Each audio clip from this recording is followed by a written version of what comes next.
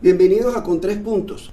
Hoy Vanessa Davis y su servidor estamos complacidos porque recibimos a Marianela Herrera, médica, nutricionista y como pocas ha trabajado el tema del derecho a la alimentación. Bienvenida, Marianela, un honor que estés con nosotros. Muchas gracias. Mira, abriendo fuego de una vez, le preguntamos, ¿qué pasó con esa Venezuela que la FAO felicitó en 2013 diciendo que había reducido a la mitad el hambre y las personas con subnutrición, a la Venezuela de hoy que tiene estos graves problemas y que además el programa de alimentación, el programa mundial de alimentación también refleja esas cifras? ¿O no era verdad que ¿Era mentira esa cifra o los de ahora son agentes del imperialismo que atacan al gobierno? Cuéntenos. Bueno, fíjate, esa es una pregunta interesante y difícil de responder, porque para responderla adecuadamente tenemos que retroceder en el tiempo a los inicios de la crisis. Yo recuerdo que para mí, y desde que yo crecí, Venezuela siempre estaba como en crisis. Siempre había, por algún motivo, una crisis. Hacía falta esto, hacía falta aquello, había un desequilibrio aquí y otro por allá. Sin embargo, desde que comienza hace 2 décadas atrás, ya casi un poquito más, el cambio en la conducción de la economía del país, ocurre un proceso que podríamos decir que es una crisis de instalación muy lenta al principio, que fue dando unos síntomas importantes que quizás pasaron inadvertidos para muchas personas. ¿Cuáles? Por ejemplo, con la ley de expropiación de tierras, y que ocurre además en un momento donde había un boom de ingreso petrolero enorme. Bueno, pasó inadvertida la merma en la producción de alimentos a nivel nacional, un país que podía producir hasta el 70% del consumo interno de alimentos. Bueno, eso comienza a disminuir, pero se sustituye por una gran cantidad de importaciones que de alguna manera logran tapar en ese momento esa situación. Entonces, ¿dónde se produce ese quiebre que ya no lo logramos tapar? Claro, entonces de ahí en adelante ocurren cosas, por ejemplo, y es doloroso ver, por ejemplo, que el famoso Pudreval, yo no sé si recuerdan, sí, ocurre alrededor del 2011, ¿no?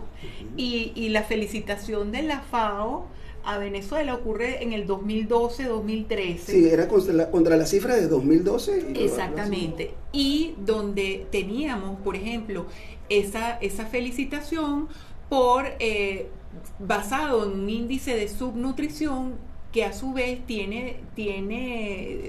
se fundamenta en las calorías disponibles que tiene un país, una sociedad, inclusive un hogar, ¿no? Nosotros podemos hablar de calorías disponibles para nosotros tres, y yo les traigo aquí una cajita de chocolate y yo asumo que la dividimos entre los tres y los tres comimos, pero es que a lo mejor a Vanessa le cae mal el chocolate y no comió nada, y a lo mejor a ti te encanta y te llevaste toda la caja de chocolate. Y entonces te llevaste toda la caja de chocolate y nosotras dos no comimos, o yo traje un chocolate que estaba malo y ustedes no se lo pudieron comer, que es más o menos lo que pasó con Pudreval. Entonces se sacaron unas estadísticas sobre algo que estaba disponible, asumiendo que iba a ser consumido por la gente, y eso no ocurrió, ¿no? Está bien, pero por ejemplo la organización Ciudadanía Activa habla de que Ciudadanía en Acción. En Acción, perdón. Habla de que en 2020 aumentó un poco la disponibilidad de alimentos, pero también se hizo más inequitativa. Incluso en COVID también refleja que estamos en una situación de una mayor inequidad en la sociedad. Eso pasa con el tema de alimentación fundamentalmente también, y nos mete en un problema con el futuro, con los niños, con los problemas que estamos teniendo, de talla, de peso. Correcto, correctísimo. Fíjate que, y concatenando con el evento de Pudreval y la felicitación de FAO por las calorías disponibles, en aquel momento realmente sí había un tema de disponibilidad de alimentos. Y ustedes se pueden recordar que uno iba para un automercado y los anaqueles estaban completamente vacíos. Y aquello era un temazo, conseguir algo y tú querías y tenías que hacer unas colas para conseguir los alimentos. Hoy en día el problema es de acceso, porque no tenemos hoy en día la disponibilidad de alimentos, no está tan mal, no es, alimentos importados lujosos y de otras culturas y de otras latitudes, pero están ahí. Si tú tuvieras la plata, si yo tuviera el dinero para comprar todo eso, pues voy y lo compro, pues al precio que sea, porque a ver, la alimentación es básica, es elemental, es lo que necesitamos todos para estar aquí sentados, para tener una tonicidad en el cuerpo que nos permita funcionar, para que el niño tenga un cerebro que sea educable. Y esos indicadores, ¿cuánto han descendido en este tiempo?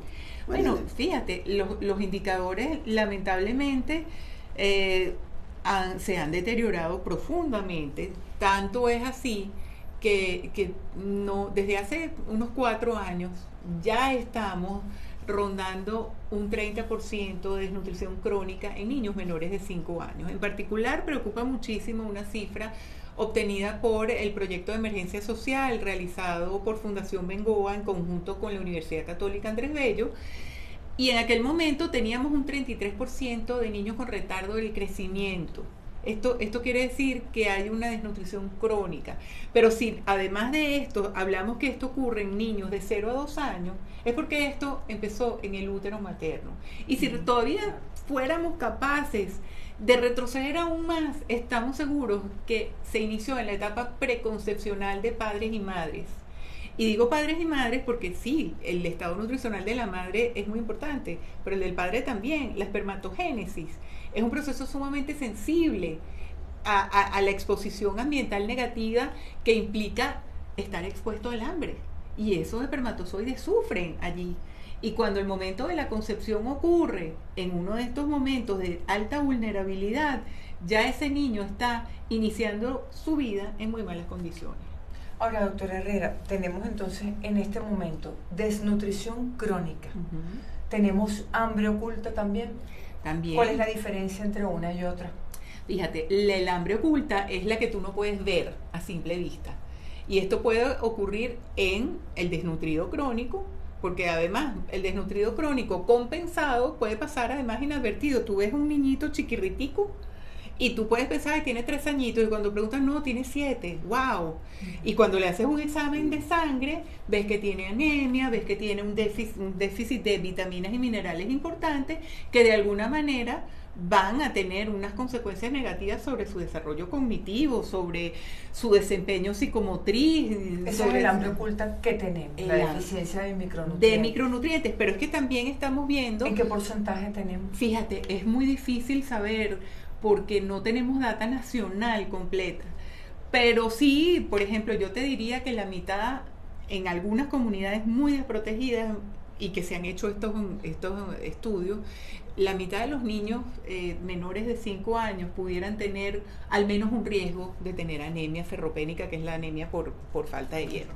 Pero, por ejemplo, tú te encuentras una señora obesa en un barrio muy desprotegido de Caracas, y yo estoy segura que si tú le haces un examen de sangre, esta señora también va a ser anémica. Entonces, no por el hecho de que sea obesa, que pudiera hacerlo, porque si nada más comemos... Sí, por eso detrás de esos cauchitos hay hambre oculta. O sea, que es el acceso al carbohidrato.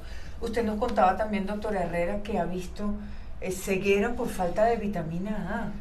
Sí. Esto es, además de países... pasó en Cuba. Pasó en Cuba y cuyo diagnóstico se le debe al doctor venezolano Rafael Musi, oftalmólogo además que fue en misión humanitaria y que hizo ese diagnóstico. El año pasado nos encontramos con un par de casos y lamentablemente después por la pandemia no pudimos hacer seguimiento y esperamos poderlo hacer próximamente para corroborarlo, porque sí necesitamos estar seguros de que esto sea el producto. Claro. Lo que sí nos extrañó es que las madres nos decían, ellos nacieron con visión, pero ellos veían y de repente no, y tienen algunos signos que parecieran compatibles con una deficiencia de vitamina A. que es el famoso signo de la bandera, que es cuando tú ves una persona que es rubia catira, pero que no es catira, Claro. es que la deficiencia de vitamina A ha tenido un impacto sobre la coloración del cabello, y ahí Ha tenemos caído el nuestro problema. consumo de hortalizas, es decir, esa avitaminosis, la falta de vitamina A es por hortalizas, Claro. por precios. Volvemos al punto que usted Claro. planteaba. Realmente, ¿cuántas personas pueden acceder a los alimentos? Ay, muy Están poco. allí, pero ¿quién Sí. los puede comprar? Fíjate, para eso nos referimos a los indicadores de seguridad alimentaria. La seguridad alimentaria es un concepto multidimensional y se refiere al acceso, a la disponibilidad, a la bioutilización y a la estabilidad de las tres anteriores. Es decir, cuando yo puedo acceder económicamente a los alimentos, cuando están disponibles, cuando los puedo cocinar, porque si tengo que cocinar siempre con leña, a lo mejor en algún momento no lo puedo hacer. Claro, y eso Y evita cuando que tengo comas. estabilidad de todo esto, o sea, a mí no me sirve que la caja de Club me llegue cada 6 semanas, porque en teoría comemos desayuno, almuerzo y cena todos los días. Claro. Entonces, cuando esto no se logra, no hay seguridad alimentaria, ¿no? No tenemos seguridad No alimentaria. o sea, ¿verdad? tú puedes tener dinero, pero es que si vas a un automercado a comprar lo que tú consideras y no lo encuentras, eres igualmente inseguro desde el punto de vista alimentario que el que no tiene dinero y tampoco lo puede Es hacer. decir, No, los ya. anaqueles están llenos, Sí, pero tenemos pero- inseguridad alimentaria. Pero tenemos inseguridad alimentaria porque realmente no tenemos la capacidad adquisitiva para hacer eso. Entonces, ¿cuánta gente puede acceder a las hortalizas? ¿Cuánta gente puede acceder? Que además son alimentos costosos, porque a nivel, no solamente en Venezuela, sino a nivel global, el mercado de alimentos parece moverse hacia el mayor costo cuando el alimento es más saludable. Entonces, ya bueno, teníamos, fíjate, esas dramáticas cifras de COVID que nos dice que el 80% de los hogares venezolanos están con inseguridad alimentaria, y las cifras de que, claro, no son comparables las cifras de COVID porque las metodologías son diferentes Distintas. al del Programa Mundial de Alimentos. Programa Mundial de Alimentos nos daba aproximadamente más de un 30% de inseguridad alimentaria moderada y como un 4% de la severa, si no mal recuerdo, ¿no? Pero alrededor eran unos 9 millones y algo de personas Sí. con compromiso de su alimentación. En un país que se le fueron 5 millones y en el cual le quedan, vamos a decir, 25 millones, estamos hablando de un poco más de un tercio de la población en esa situación. Sí, la cifra del programa de alimentos, mundial de alimentos habla de un 7% de con la ese- severa, de la severa, y de un 27% exacto, de la moderada. De la moderada. Entonces eso es un 30 30 y sí, pico es por ciento. 34%. La un tercio. continuación del 7x7, es decir, de la COVID más la cuarentena, ¿qué impacto puede tener en el año 2021, doctora Herrera? Es terrible porque además es tan injusto que se nos haya puesto a pelear la epidemiología contra la economía, porque definitivamente este es un virus que parece como maluco, pues. Maluco es. Sí, porque además necesitamos aislamiento social, necesitamos medidas de higiene en un país que no tiene agua ni jabón ni manera de mantener una higiene apropiada. Le estamos pidiendo a la gente que se quede en su casa cuando necesita salir a trabajar para comprar alimentos y cuando de alguna manera te dice que si no lo va a matar el COVID, lo va a matar el hambre. Entonces uno piensa, bueno, esto realmente es como injusto. Es injusto que de verdad, que se te hayan puesto el mundo tan chiquito y que tengas que decidir entre quedarte en tu casa para que no te mate el COVID, pero si te quedas en tu casa, te quedas así como esperando la muerte por hambre. Claro. Es Pero muy hay- injusto, muy hay un- doloroso. Pero hay digamos, un escenario complicadísimo, tormenta perfecta, le dirán algunos. 7 años de recesión, tenemos una capacidad industrial detenida, el campo venezolano también en crisis. ¿Cuáles son las salidas para tratar de paliar, digamos, todos esos déficits de nuestros niños? Porque el hambre no espera al cambio Claro. político, el hambre no espera a decisiones de largo plazo. ¿Cuáles son las medidas urgentes? El trabajo con multilaterales, ¿cómo sería? Claro, fíjate, y lo que pasa es que cada vez más nos acercamos a un punto donde nosotros tenemos que empezar a pensar en paralelo, porque ya no podemos pensar solamente en lo urgente y en recuperar vidas, que es importantísimo. Si yo pienso en todo eso que tú acabas de mencionar, bueno, sí, tenemos que iniciar los programas de compensación nutricional para el día de ayer, y con ayuda internacional y con las multilaterales. ¿Quiénes pueden proveer esa ayuda internacional? Porque tampoco tenemos plata, nuestras reservas internacionales están mermadas, están congelados recursos en el exterior. ¿Cuáles son las vías? Se requiere, por ejemplo, una conversación que quizás no sea la más cómoda del mundo, pero se requiere una conversación para lograr acuerdos que son importantes en beneficio de los más vulnerables, porque ¿quiénes salen perdiendo siempre? Lamentablemente, la gente más necesitada. Entonces tú, además, para que no pierdas ese dinero que te van a donar, que los donantes que sea que decidan participar en la recuperación de Venezuela, que además cuando se recupere va a ser un país espectacular, porque ya su gente habrá aprendido muchísimas cosas que además podrá sacarse el provecho debido de eso.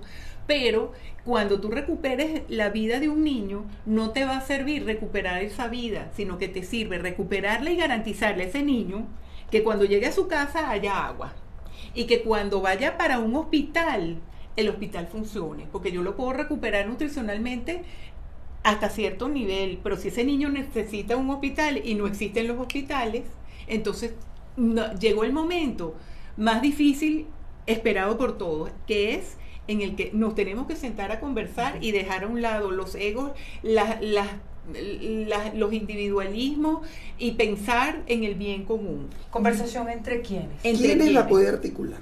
¿Entre quiénes? Entre el sector privado, gobierno, academia y sociedad civil. Todos los sectores tienen que estar incluidos, porque cada uno de ellos tiene un rol.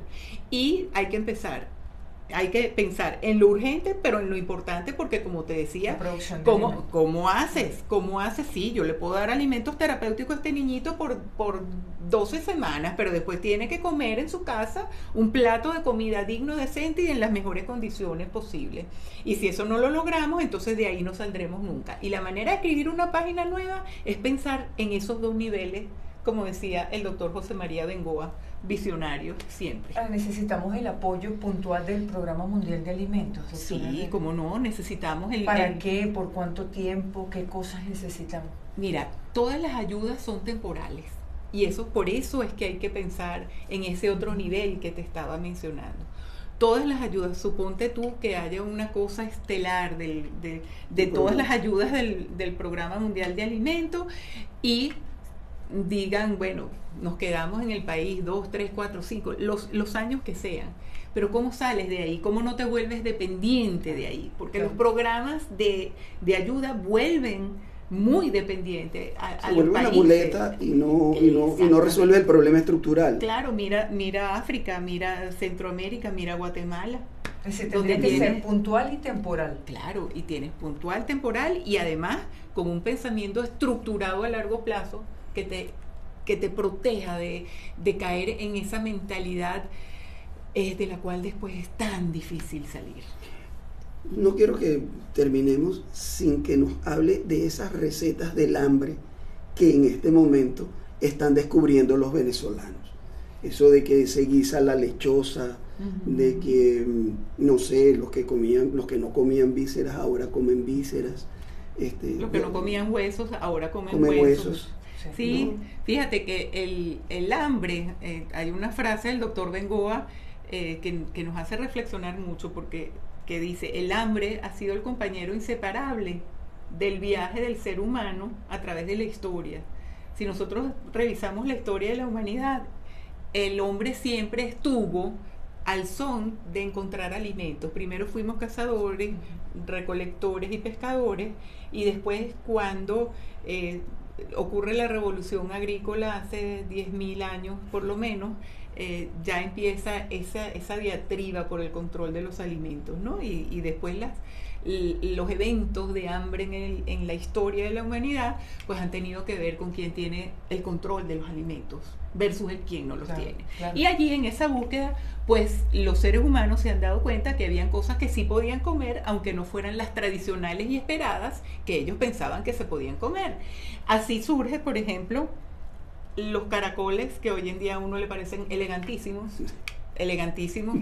porque además el nombre es en francés, y entonces te parece que es elegantísimo, pero eso, imagínate tú el hambre que tenías que tener para agarrar un caracol, se te ocurrió que arrancarlo con ajo de sacarlo de una piedra, cocinarlo con ajo y mantequilla, a ver si se ponía un saborcito un poquito mejor. Y que era lo que había. Y que era lo que había.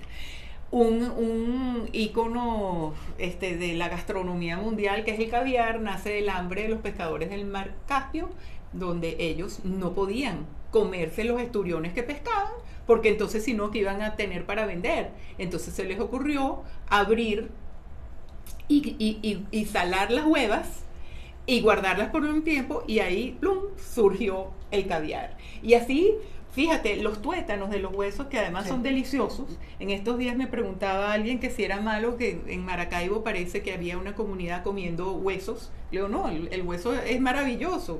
Simplemente que ahorita es que se lo están descubriendo realmente como una fuente, porque la gente aquí usaba un huesito para preparar una sopa, y no es que comía el tuétano, no.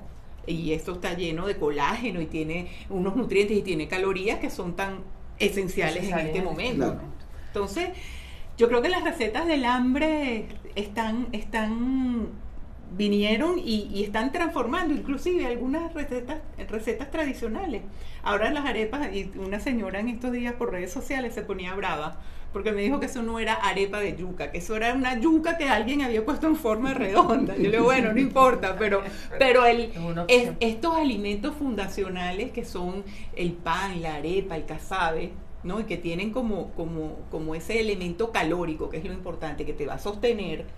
Sí, fíjate que se han transformado y se siguen transformando con las crisis y van evolucionando, porque al final lo que te queda es lo disponible, y con lo disponible que cocinas.